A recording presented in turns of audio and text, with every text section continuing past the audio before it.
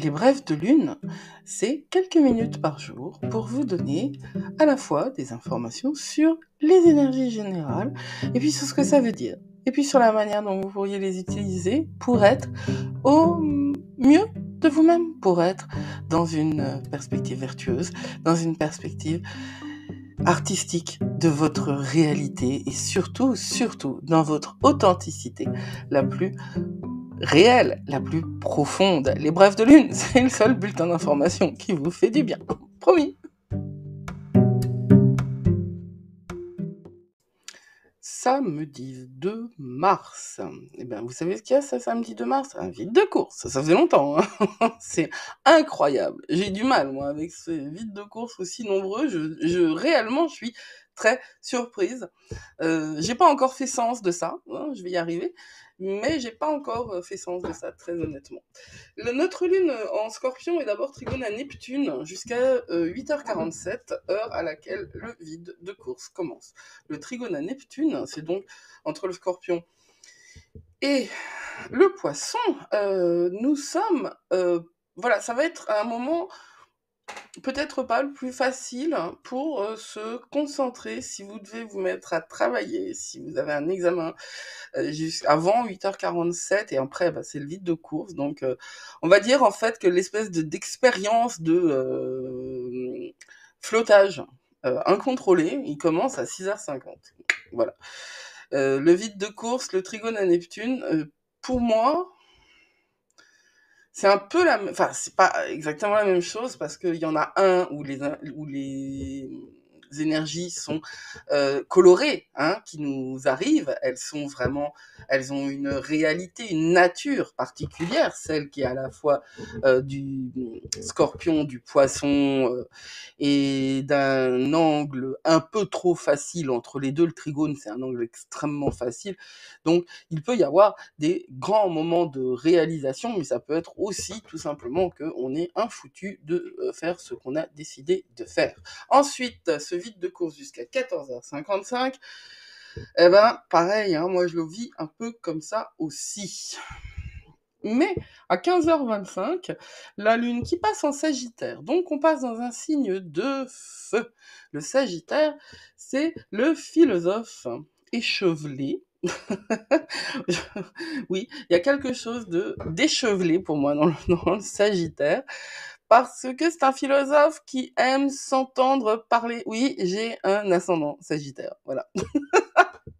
Qui aime s'entendre parler et qui est moins attaché à ce à quoi il ressemble qu'à ce qu'il transmet. Alors par contre, il y a quelque chose de vraiment très positif dans cette énergie-là. Elle est jupitérienne, hein, le Sagittaire, et irrigué par cette énergie de Jupiter, qui est son directeur. Non pas de conscience, mais son directeur. Donc c'est vraiment c'est une énergie très très active, très positive, extravertie. Comme toujours, il y a des nuances à prendre, hein, parce que si votre signe de Sagittaire, si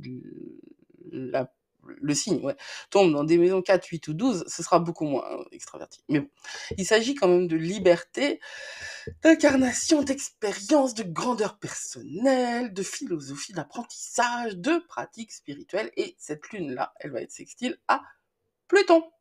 Alors, sextile à Pluton, eh bien peut-être que ce samedi après-midi va être dédié à un approfondissement d'une connaissance, que ce soit une connaissance physique, c'est-à-dire quelqu'un que vous rencontrez et avec lequel vous avez envie d'approfondir des questions, mais ce sera pas du chit-chat, et t'as vu comment il m'a parlé, nanana, non, ce sera, et tu penses quoi de cette question essentielle de notre relation à cocher la case, l'être, le néant, Dieu, la mort, et pourquoi qu'elle veut pas, enfin voilà.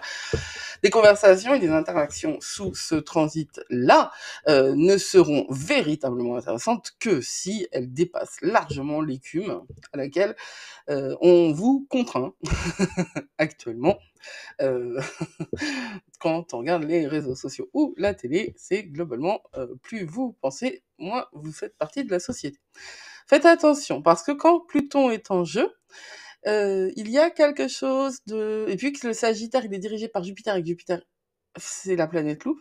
Mais quand Pluton est en jeu, il faut faire attention à des comportements de type obsessionnel et, euh, et c'est une énergie qui va vous pousser à aller au plus profond des choses, justement dans les conversations dont je parlais, mais parfois ça va apporter des sujets dans lesquels vous n'avez pas trop envie d'aller, et vous allez peut-être rencontrer des émotions qui vous posent des problèmes, comme la peur ou l'envie, la jalousie, et que, eh bien,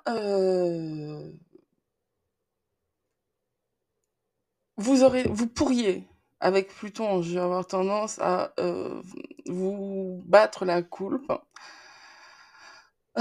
vous sentir honteux et penser que vous êtes vraiment à moins que rien à avoir ce genre de choses. Non, vous êtes humain, et c'est plutôt, prenez ça, si vous le voyez là, ça veut dire que vous êtes capable de le considérer, donc de le regarder, de le discriminer, et ensuite de choisir les attitudes qui vous permettront de ne plus entrer dans des comportements de ce type, ou de ne plus vous faire avoir par les mensonges comme ça. La peur, c'est à la fois une information dont nous avons besoin pour nous protéger, mais c'est aussi, une fois que l'information elle est engrammée, elle va revenir alors même que la situation de danger n'est plus là. Donc la peur, elle peut vous mentir tout à fait. Hein. D'ailleurs, votre cerveau vous ment assez fréquemment. Alors, faites attention, prenez des notes, regardez-vous, prenez le temps.